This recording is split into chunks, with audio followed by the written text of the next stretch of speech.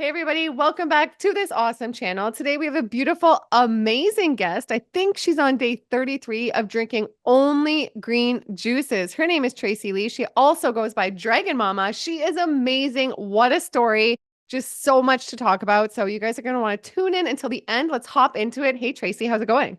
Hi, Jillian. It's going great. And hi, everyone. Cheers. Cheers. Day 33, right? Am I right?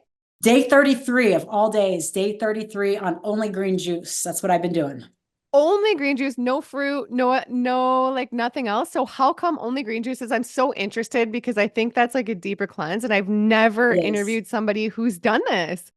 Well, there's also some pineapple in here for flavor, Yeah. but the rule that I made for myself is every green juice has celery, every green juice has cucumber, every green juice has parsley, and it has cilantro, and it has lemon, and it has ginger, and it has turmeric. But then on to add, I either add apple or pineapple Wow. in amounts. So, but it's always like this green. So. Cool. And I can't wait to see what results you're getting, what's going on, why you're doing it. And I know you've had like a lot of healing through juicing and foods. And I think you've done Yes. only raw foods, right? For 9 months. 9 months fully raw, like balls to the wall, nothing cooked, nothing processed, no anything besides fully raw. Okay. So there's so much to talk about and like addiction and stuff like that we're going to talk about because I know you used to Yes. drink and do some drugs and stuff like that. So we like Oh, talking yeah. about that on the channel. But maybe take us back a bit. So where did your journey start? Like what led you from maybe like drugs, standard American food? What sparked your interest in like raw foods, juicing, healthy food? Like what happened when you transitioned to all that? My gosh, it's a long story that goes all the way back to the year 2013 when I spent the entire year on crystal meth. Wow. Then I found myself homeless next to a dumpster because when you take crystal meth, it opens up this like energetic vortex, I think, in my opinion, that it will not just stop until it destroys absolutely everything. Everything. And that's what it does. Nothing was left in my life. And when I mean nothing, no relationship, no family, no money. Like I had a limo business, my cars got stolen, my possessions got stolen, my clothes got stolen. My phones and my computers all gone. I had nothing and I was helpless next to a dumpster. The only thing I had left was one bag of meth, one bag. Wow. And I looked at it and I was like, this stupid stuff got me to right here. And so at that very moment, I decided to take my power back. And I threw my last bag of meth in the dumpster underneath a bunch of stuff Whoa. because I knew that if I was going to put myself back together, I was going to need the help of my family and I was going to have to go to a 30-day program and clean myself up. And I never wanted to give any of those programs credit for me quitting or cleaning myself up. So I decided to throw away my last bag of drugs. And I had this epiphany next to the dumpster that everything that had happened in my life to lead me there, I made every decision to get myself there. And I realized how truly powerful of a creator I truly was. I just created a really horrible and bleak outcome for myself. And in that moment, I felt super empowered that my future was going to be amazing. Even though it was really ugly at the moment, when I threw away that last bag of drugs, I was like, everything's going to be okay because I've realized how powerful I truly am. I knew it. And it was a long road from there. And from there, I did go to the 30-day program, like I said. And I was offended from the very first day I was there. Like I was seriously offended because the sign on the wall says, step one, we all agree that we're powerless or something like that. And I had just had this huge epiphany of how powerful I truly am. And then this like program wants to tell me that I'm powerless. And from that moment, I knew that it was my life's mission and my life's journey, not only to heal myself and to reclaim my power, but to figure out a way to help other people who are put in that situation reclaim their power as well without having to like give it away, because I find that, and this is where I get controversial a little bit, but the 12-step program is such a disempowering thing. I know it's helped a lot of people, but it asks you to give your power away. But the truth of the matter is we are super powerful creators, and our thoughts and our emotions and our words and what we do, it creates everything that happens in our life. So Mhm. that's where my journey began. And when I graduated the 30-day program, oh my gosh, so many things happened, but I ended up really having a spiritual awakening because of like the drugs and everything I went through. And I Mhm. was feeling like energy from my hands and like, feeling energy inside me. I'm connecting to my organs and to my cells and other people's organs and other people's cells. And at the same time, I am learning to love myself and developed a passion for helping others. And I had no background and no qualifications. So I went on Facebook and I said, hey, I'm doing this counseling and energy work and stuff like that. I'm going to do it for free indefinitely. And Yeah. so I had all these people, I did over 500 hours of free counseling in Wow. 2015, over 500 hours. And every time somebody had a good result, they would just write a testimony and I'd post it online. And then eventually what happened is this company in Japan, they found all my testimonials and they found my face and they found my story and everything. They're like, we think you're awesome and you should be a teacher. Come to Japan. And I told my family about it and they thought it was a scam Yeah. because I had just gotten, they're like, you're not going to Japan. You're a joke. You know, you're a drug addict. Not a joke, but you're a drug addict and nobody wants to have you there. But I knew it was real. I knew in my heart because I already had this plan for myself. So in 2016, I went over to Japan and taught my first class about self-love and self-healing. At the time, I was not into raw foods at all. And then during that presentation, this lady came all the way from China to tell me that she had a dream about me and she was supposed to go over to Japan from China and bring me back to China so I could help Chinese people. And after that presentation was over, she said, hey, how would you feel about me bringing you back to China to do this work there? I was like, let's do it. So in 2016, I did my first presentation on self-healing in China, and I've gone back 14 times since. Wow. You've really gone with the flow, eh? People are like, come Yeah, do this. You're like, sure, sure. yeah, Amazing. Wow. exactly. But in 2019, like I found myself fat. I Hmm. was like right now, I'm like 125 pounds. I was 185 pounds. Hmm. It was big. I was big. And I've been Yeah. a lifelong athlete. So in the Shanghai airport on the way back from China in 2019, my ankles are swollen. I'm still drinking wine. I'm still eating bad Mhm. foods. And I'm just looking at myself like, enough is enough. This is disgusting. I was disgusted with myself because I'm sitting here preaching about self-healing and helping people and loving yourself. And I'm sitting here in this body that can't walk across the airport and carry my own bags. So I felt like a giant hypocrite, giant hypocrite. So I took immediate action. And at the time, I didn't even know about raw eating, but I started doing like fasting, like water fasting. Hmm. So I did a lot of that. I started like losing weight and I was on keto for like 4 or 5 years. And I know it's horrible for your health, but it did Yeah. help me lose a lot of weight. And when I went on keto, like I was able to quit sugar. You know, it's part of the detox process. Yeah. And then True. finally last year, I had not last year, 2 years ago, I had a huge dose of psychedelic mushrooms. And when I say huge dose, it's like 17 grams, like unthinkable big dose. Yeah. And from that point, that's when I knew like my higher self was like, if you don't stop drinking alcohol and eating bad food and meat and fish and coffee and all this stuff, you're going to die. Like literally, it was just like demons inside of me and outside of me, like threatening me and telling me I had to change myself. And to be honest, this coincided with a health issue that I had. And that health issue was that my period was like a week late. And my period is never a week late. It's Hmm. never a week late. So I Hmm. know inside because I can talk to my cells and I'm connected to myself. I know inside something's wrong. Hmm. Something's super wrong. When it did come, it's super painful. I get super bloated. I took like 3 pregnancy tests. I knew I wasn't pregnant, but I took them anyway. Something's wrong. And I made an appointment with a gynecologist. And here's where the story gets really interesting and where the green juice is going to start to come in a little bit. I made an appointment with a gynecologist and I go in there and I look at the ceiling. And have you ever seen that like Da Vinci painting where it's like the man touching the brain and God is Hmm. inside the brain? And Hmm. that painting literally means your mind is God. Hmm. Well, I went there and they had no record of my appointment. Hmm. None, even though I had the confirmation and even though I had like the email and notes, they're like, you're not in here. You're going to have to make another appointment. It was really, really strange. So I'm looking up at this mural on the ceiling telling me my mind is God. I'm like, my mind is God. I don't need a doctor. I don't need medicine. I don't need any scans. I'm going to heal myself. And whatever is wrong with me, I'm going to fix myself. I'm a self-healing specialist. I meditate. I'm in touch with my cells. I can do this. I don't need anyone. And so that's when I made the decision to go raw. Wow. And just like that, like, you know, overnight, alcohol's gone, caffeine's gone.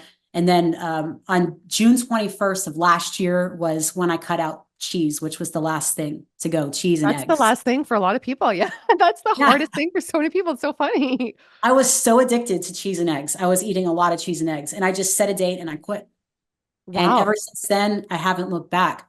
And I listen to Shane Sterling a lot. Yeah. And he's constantly talking about how if you're going to be a raw vegan, you have to clean your gut and you have to clean the mucoid plaque out of your gut and you have to reset your system and you need a 40-day juice fast. Hmm. And out of all the benefits I've received to my health, like healing this uterus thing, like I've already healed like the PCOS and the endometriosis, but like the Yeah. cramps, you're not supposed to have cramps. It's not supposed to hurt. that Mm-hmm. means you're toxic inside. So like the point of like going overboard on the green juice is to get rid of the inflammation inside of my like uterus and my lady parts, to reset everything and to like claim my steak as a real raw vegan.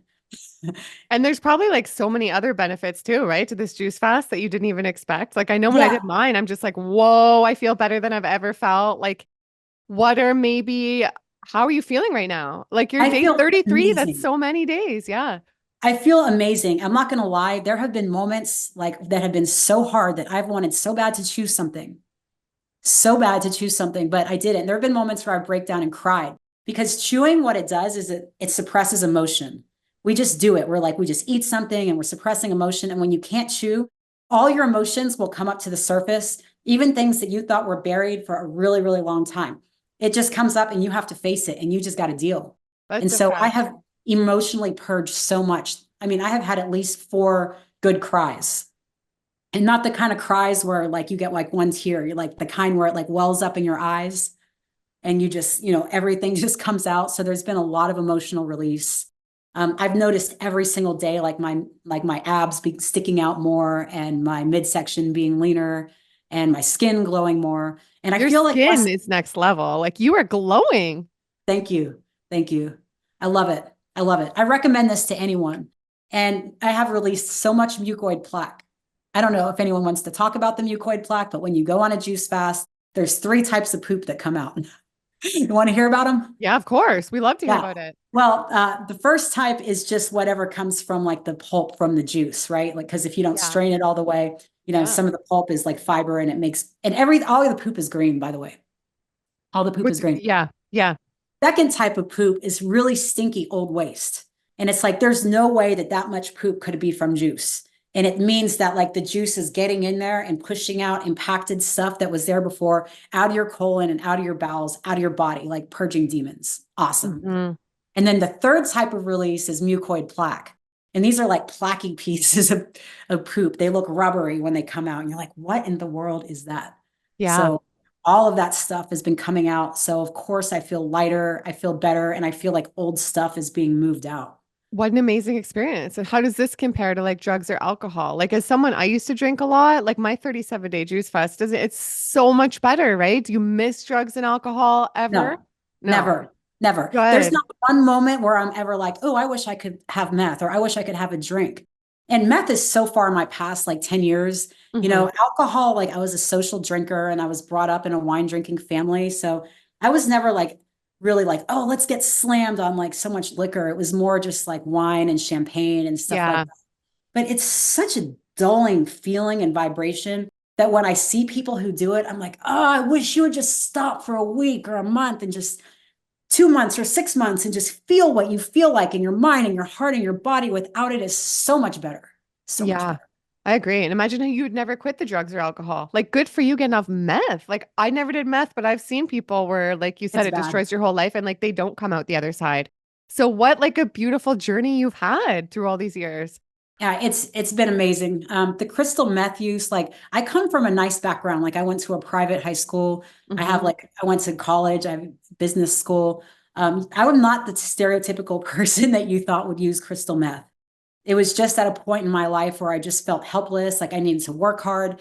I used it for a combination of like feeling alone, feeling fat, because I had this shoulder surgery that packed on so much weight. And it's like, oh, meth gives you energy, it helps you lose weight, and it helps you stay up.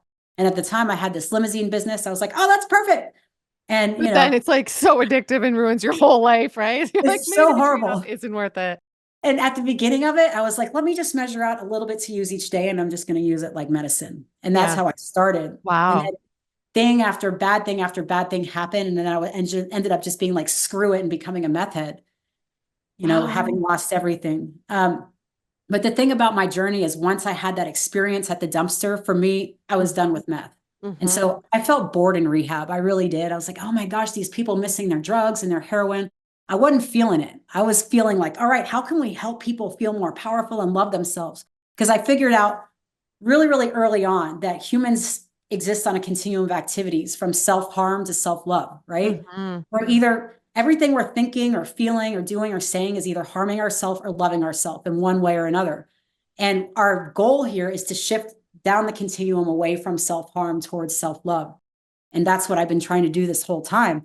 And when I look at self-harming behaviors and addiction, I figured out that addiction is just when you repeat the same self-harming behavior over and over and over again. So that means if you drink a cup of coffee every single morning, you're a coffee addict, even if it's just one cup, because you're repeating a self-harming behavior. Like, why would I want to put something in my body that is harming me? That means I don't love myself. Oh, it's just once, my body. No, it's horrible for you.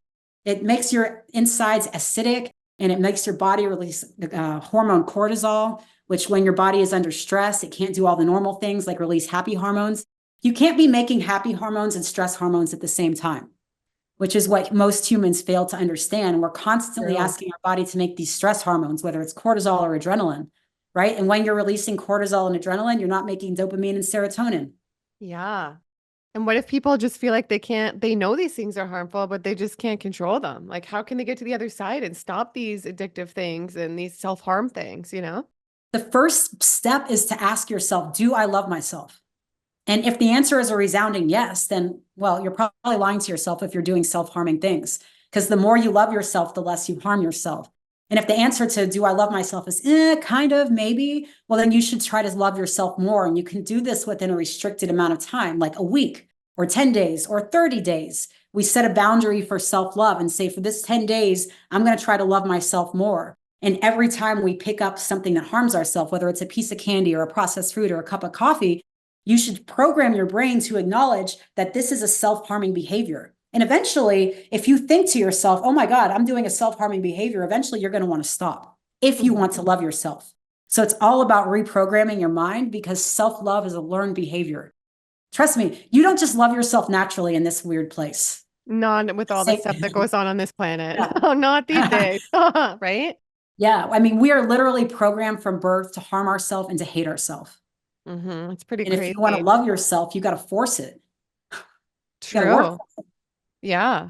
And it's a journey, just like your journey's been. It makes sense that the food came into play on your journey too, because it's true. Yeah. Are you really loving yourself if you're feeding yourself foods and substances that are super harmful? No, right? There's such a deep rabbit hole to go down. The meat industry and the cheese industry and how the meat is raised. I mean, I've watched all the documentaries and have been disgusted, and I'm disgusted that I put animals that have been in those filthy conditions and, like, you know, next to other dead animals and ridden with bacteria and E. coli, and then they stay dead for 30 days before you eat them. I'm disgusted with myself for eating that, but I'm also disgusted with myself for not having enough compassion and love and understanding to see that we're like torturing living things to feed ourselves stuff that we don't really need. It's sad. It's so excessive too, and it's so sad. It's bad energy, right? And it's super bad energy. Not like self-love and everything you embody. And so when you turned to raw foods, was there something that like sparked your interest? Was there a certain book or like somewhere where you heard about this diet? Because I know it's not typical on this planet. Well, my partner. Yeah. Oh, yeah. Go. No, and I was going to ask him what happened when you turned to only raw foods. Well, my partner, Jared, he's on his way to being raw. I think I'm a little ahead of him, but he's probably like 60% raw. He's good with like the vegetables and stuff, but he still eats like pasta and stuff like that. He's like, you know how dudes are sometimes, but he showed me this picture of a frugivore and their teeth and their mouth. I don't know if you've seen that picture. Yeah, I have. And that picture just like sparked something in my mind and my heart. When I saw it, I'm like, oh, we have the same teeth as apes. And I don't know if the viewers have seen this picture or not, but basically we have all the same qualities of what's considered in nature to be a frugivore. And I realized I'm not supposed to be eating meat. And I realized if I was supposed to be eating meat, I would have teeth like a lion. I would be bloodthirsty. I would be going out and like wanting to like bite into a dog or something and eat it while it's still fresh and raw. Yeah, right? And let the blood like drip from my mouth like a lion does. We as humans don't do that. No. We let somebody else kill it. And then they put hormones in it, and then they put preservatives in it, and then they package it, and then we cook it, and then we put a bunch of spices on it to make it taste like fruit and vegetables, because that's what we're supposed to be eating, right? And so this realization made me be like, I'm done. Wow. And then I saw Callie Muscle last year, and Bobby Smith too, but Callie Muscle, I saw it first, doing the watermelon challenge. And so last summer, I did 35 days of watermelon, and that's what, yes. Oh, that's what kicked off my raw journey. And I was hooked after 35 days, totally hooked. That's It an was, experience. Like I did 21 days. So you've done longer than me ever. I think the longest I've done is 21 days on only watermelon. And it's such an experience. It really cleans out your digestion, makes you feel yes. so good, right? Oh, it made me feel, I felt like I was high. Like I woke up every morning at 4 a.m. like, let's go. Yeah. Like I have never had a bigger natural high than I've had on watermelon. It's better than any drug. It really is. I can't Mhm. wait till it's back in season and I'm done with this stuff and I can go Yeah. back on. I can't wait for it to come back in season two. Wow, what a Oh, journey. So you did 35 days then, I and did. then went into just eating raw foods after that? And then after that, I fell in love with mono eating. And so I started like, what else can I like go an extended period of time with? So I did like 20 days on apples, 14 days on grapes. And I'm doing this also to strengthen my mind and heart, because I want to completely let go of emotional eating and like all of my attachments to like these weird earthly processed scientific foods and just get myself on fruit, you know? And I'm not going to lie, like in between the mono feedings, I would eat a lot of like raw cashews and a lot of raw seeds, a lot of avocado because my body was like, give me fat because I've been on keto for so long. And so Mm-hmm. one of the things I'm doing with this is I'm detoxing from fat, like from eating a high fat diet. Mm-hmm. As fruitarians are supposed to be 80% carbs, 10% nuts and seeds, 10% veggies, right? And Mm-hmm. so this has forced me to get off of the raw fats. And so now I'm ready to become a real raw vegan. Amazing. When you were on keto, did you have any health problems at all or no? I mean, just it didn't make things worse because I think I was worse before I went on keto. I think it made things slowly better, but then it got to the point of diminishing returns Mm-hmm. where I didn't feel my best and my skin wasn't looking my best. And I felt like I was starting to age faster.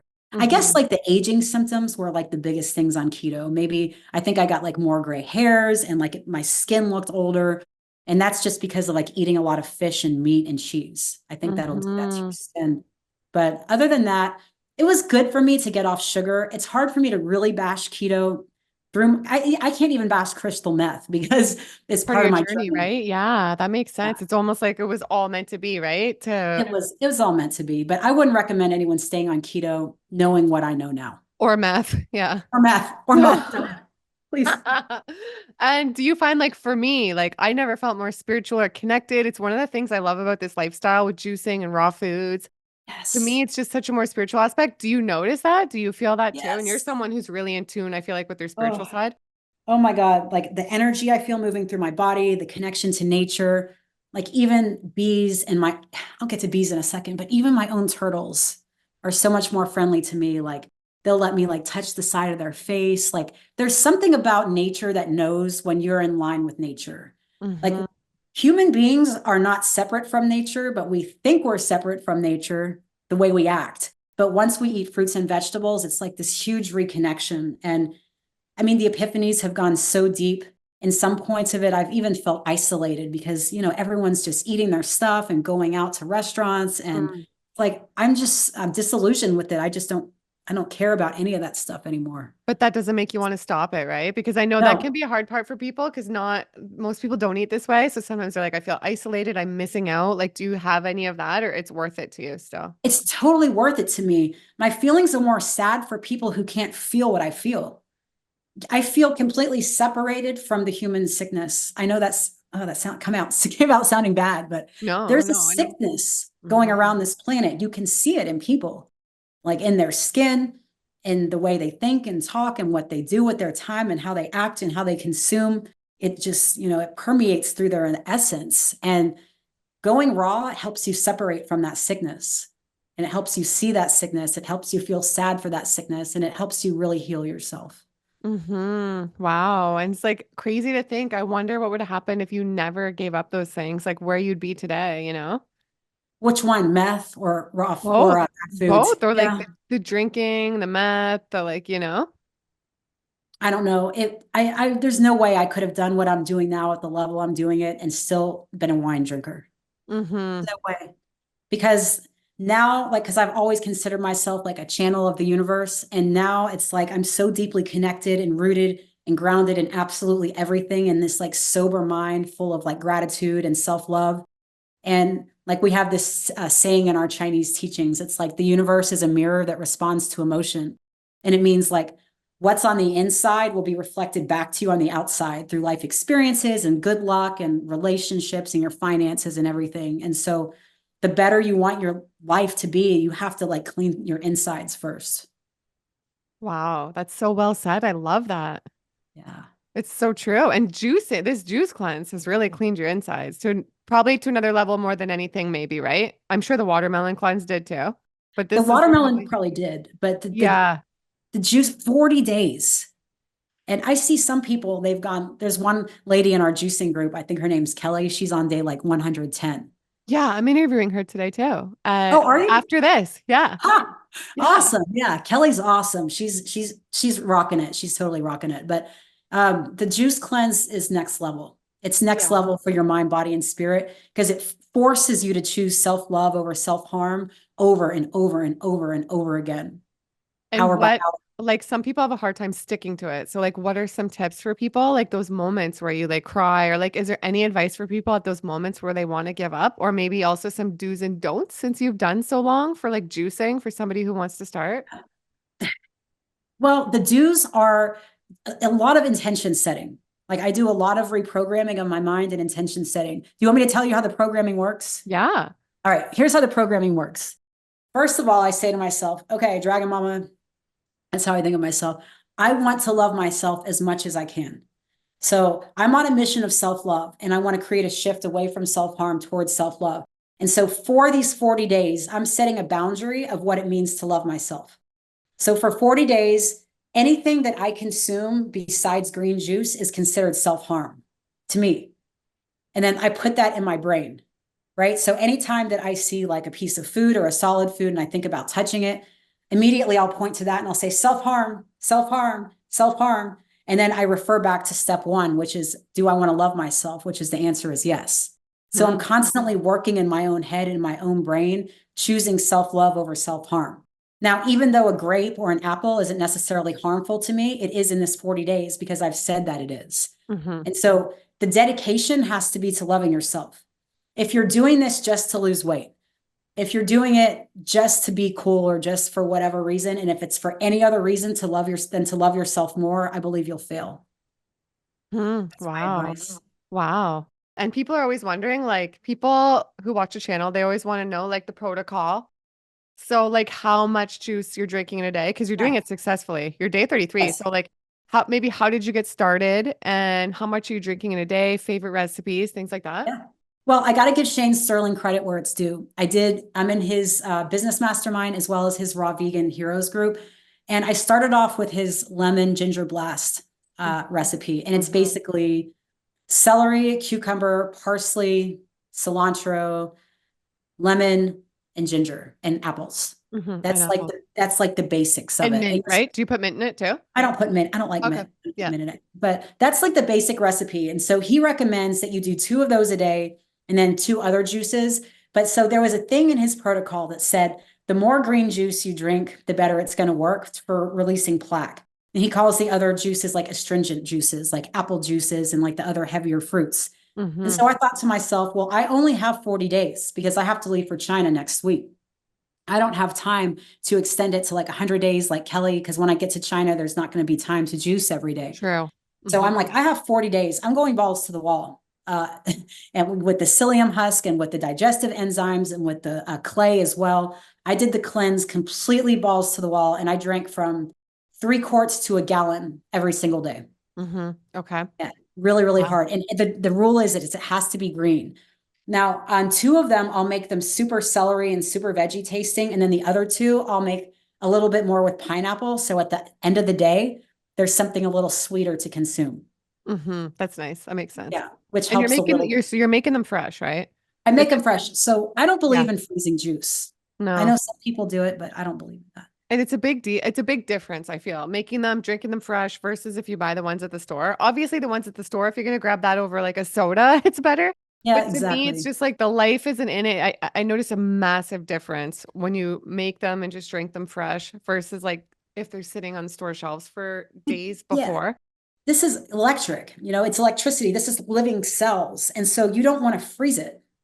Like you can't help but think some of the living cells will die. Mm-hmm. And our body is 75% water. That's living cells. We have to put fresh living cells inside and it's going to power wash it. So I go and get fresh ingredients every single day. Every single day I've been juicing and every single day making new juice.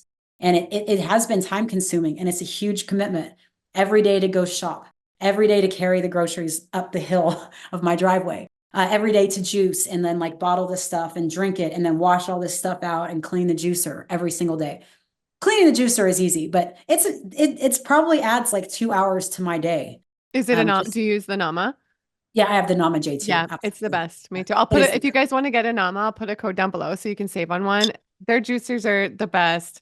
And has it been expensive for you, like the produce, or have you found it's been worth it? It's been worth it. Honestly, I'm spending about between $170 to $200 a week. That's not bad. I don't think it's bad at all. No, for an experience like this, that's not bad. It's not bad. And I do organic. Oh, you do. You do all organic. Yeah, I think that's important. I know. I was looking at the EWG because they release the lists every year for the foods that have like the most pesticides, you know, the Dirty Dozen and the Clean 15. So they released their Dirty Dozen. I made a reel on Instagram and it's funny. They said that the food that had the most chemicals, the most pesticides were the greens, like kale, collard greens, and mustard greens. They had over 108 different chemicals on them. And like, that's crazy, right? Ew, It makes you realize, like, I think that's great. You've stuck to organic. I think it is important to be as organic as possible, you know? It is. And I clean the veggies really, really well every day too. Like I clean, I wash, and of course I clean it in the sink, which is filtered water, but still we just live in a poison world. Yeah, it's impossible to like make it perfect this world with. And what has been like the best part of this juice fast? The best part. The best part is like the big releases and the feeling of success of being like, oh my God, I haven't chewed anything in 33 days. I feel like a badass. I really do. And I feel like it's built my confidence. It's it's enhanced my sense of self-worth. Like it's made me love myself more. It's made me care for myself more. And it's made me even more excited about being a raw vegan. And it's like this feeling like, you know how when you clean your house, like there's that time where it's like, oh my God, it's so clean. Don't touch anything. Yeah. I have that feeling about my body. Wow. I love that. That's a good way to put it. Right? Yeah. It's and like, your stomach, when you're on a fast like that, like your stomach just feels so good. Like your breathing, it just feels so clear and incredible. And talk about discipline. Yeah. No wonder you have like the boost of self-love because it's like such a next level of discipline you've been able to have. And the thing is, human beings, and myself included, every human being struggles with discipline and commitment. Right? And this requires discipline and commitment. Like it carries over into other facets of your life. Like I've noticed, because I work really hard, like I have my Chinese business and I'm starting my American business now. And I've noticed like I'm more focused, I have more endurance and like how much work I can do in a day. I'm a little bit of a workaholic. But also my like physical endurance has increased too. Like I've had a lot of people ask me, have you lost strength? Have you lost muscle? Because like I'm someone who works out a lot. I don't feel like I've lost any strength or muscle. No, you look good. And you don't, some people think, oh, you'll waste away. Like you look great. You look healthy. Thank you. And you had a lot of energy. Like you've been able to work and you've still worked out. You've worked out on it. Wow. Good for you. Every day. Monday, Tuesday, Thursday, Friday is weights and yoga and stretching. And then Friday, Saturday is 2 hours of hot yoga. Whoa, look at you. That's awesome. That's really good. What an inspiration. And it hasn't felt like, oh, it's hard because you're lacking calories or anything. Wow. No. In fact, I bring the green juice to hot yoga. It tastes really good in hot yoga. Oh, yeah, I bet it does. That's so amazing. And are you still drinking water? I know some people don't drink water on their fast. Some people do. No, none at all. Nope. Wow. No, because these are like 2 pounds each, right? And if you have 3 or 4 of these, that's 6 to 8 pounds of fluid a day. How can you eat water? You do feel pretty hydrated. Like, are you craving anything? Are you having any crazy cravings? Like, are you like craving like old, like, let me go to Pizza Hut, like these crazy foods or anything or no? I had a few fleeting cravings of things that surprised me because during my raw vegan journey, I became so disgusted with things that are not raw that all my cravings went away. I'm not going to lie. Some cravings came back. Yeah. But then like I was craving cheese for a second. And then like, I was like, I need to go smell cheese. And I smelt it and I was like, oh, gross. But I started craving like vegetables cooked in oil, stuff like that. Just weird cravings coming up. You know, Yeah. I started being like, I want to put a sweet potato in the air fryer type of thing. I want to put my finger, I want to like finger some guacamole. Just like different smells that I've come across in the grocery store, Jared's food, whatever I'm around, I'm like, that smells good. That smells good. But that's just because I'm on this green, only green. But Yeah. Which it's is made me so, stronger. yeah. And like I said, I've never interviewed somebody who's done that. That's even if you do have a little bit of pineapple here, that like these are still like all green juices. You're not having Yeah. any orange juice or watermelon juice or cantaloupe juice. Like it's Nope. just all Yeah. this, right? Yeah, all this. And every once in a while, too, I make this instead of apple, I put orange in it and it's nice. If anyone Hmm. wants to try that, super nice with orange. Because when I read Shane's protocol, he's like, limit the amount of like cantaloupes and melons and apples and stuff like that. So I was like, I'm just not going to eat any of that. Hmm. And do you think that this path, like the raw foods and the juicing, have been a good tool for you in order to give up like food cravings for like, like you were saying, like the scientifically made processed foods and like all these crap foods? Do you think this has been a great way for you to like let go of all of that and let go of coffee and alcohol and all the things? Yeah, I mean, it's been an existential experience because I go into the grocery store every single day to get my fresh produce. And the first thing that happens is I open the door and like this smell of like bread because it's the bakery when you walk in, and it Hmm. just smells like poison. And it's this existential experience walking through the grocery store, seeing shelves after aisle of shit. I mean, Yeah, just it's crap. true. It's It's just true. all crap. And It's I'm just crap. sitting here looking at it like we are just all programmed to just think that this stuff is edible and it's not. No. So this experience, if anything, has it's like the clean house right now. My house is clean. I don't want to put anything dirty in here like ever again. Like Wow. after this and having eliminated so much plaque and mucus and old waste, there is no way I want to have like a bite of pasta or like oatmeal or anything processed or oils or stuff like that that I know caused that plaque. Because I don't want to have to go back on 40 days of juice again. Yeah, it's a pretty big commitment. And how do you think you're going to break it? So in a week, I guess, right? You're going to break it. How Yeah, are you I'm going to gonna. break it? Yeah. Yeah, I am. I'm hoping to find a really nice watermelon. I'm hoping to have mangoes. I'm hoping to have grapes. I want to go get all of the like fruits that I haven't been allowed to have and just buy all of them and cut them all up and make a big fruit salad and just eat. Just Yeah. eat. And So then I am. Go sorry, ahead. go ahead. Yeah, go No, I ahead. was going to say, I'm going to stay off of the fats for a while. I'm going to refrain from like the cashews and the nuts and seeds for a while because I'm really, really proud of having given up that high fat lifestyle. So I'm transitioning to, I'm not even going to touch any nuts or seeds for several months. Yeah, and you can experience a lot of benefits with that. When I do that, sometimes I'll take breaks from overt fats. I haven't done it in a while, but I notice like I have so much energy, I'm so productive, so clear-headed. You do notice differences when you scale back on the fats. Yeah, I think fats are good for really, really overweight people. I'm sorry to be rude or anything, but for really, really obese people, Hmm. like to eat when you starve your body of carbohydrate and you just give your body fat and your body learns to live on fat, and then your body starts to, when you fast, it'll Hmm. start to go into autophagy and eat your fat cells. It's a Hmm. really, really good strategy for super fat people. But once Hmm. you're in shape and once you've reached like a more of an ideal weight, I really, really believe in the 80-10-10 break Yeah, from my I see a personal lot of experience. people thrive on that. Yeah. I think most people seem to do better when they keep their fats lower. You do see some people who are like, I don't monitor at all. I feel great with lots high fat, but and what have been maybe a couple of the biggest things you've learned in your health journey? Like anything that comes to mind, like the biggest things you've learned because you've had like quite a So journey. much. The biggest thing I've learned is that this world is designed to kill you. It is. I have some anger and some resentment towards being poisoned and tricked for the greater part of my life. I'm 44. And for most of my life, I was eating meat, I was eating cheese, I was drinking wine, I was drinking coffee. I didn't know. What have I learned is that doctors are not trustworthy.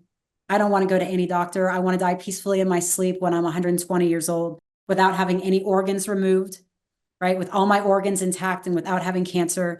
I've learned that cancer is not a normal thing for humans to experience. We're not supposed to have cancer.